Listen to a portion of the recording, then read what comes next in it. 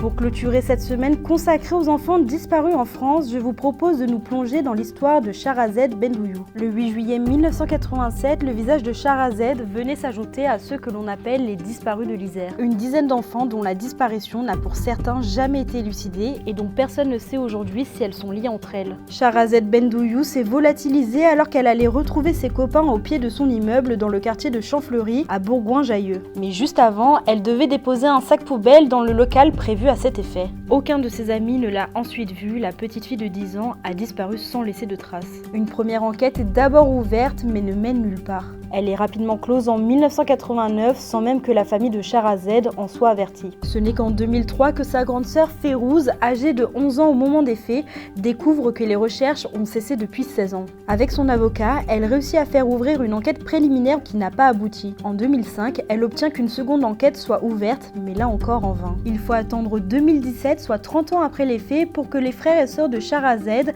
soient entendus pour la première fois par un juge d'instruction à Grenoble. Le 31 mai 2022, sa sœur ainsi que d'autres représentants de familles de disparus ont été reçus au tribunal de Nanterre, au pôle dédié aux affaires non résolues, dans l'espoir d'avoir un jour les réponses à leurs questions. À l'heure qu'il est, la disparition de la petite Sharazed reste encore un mystère.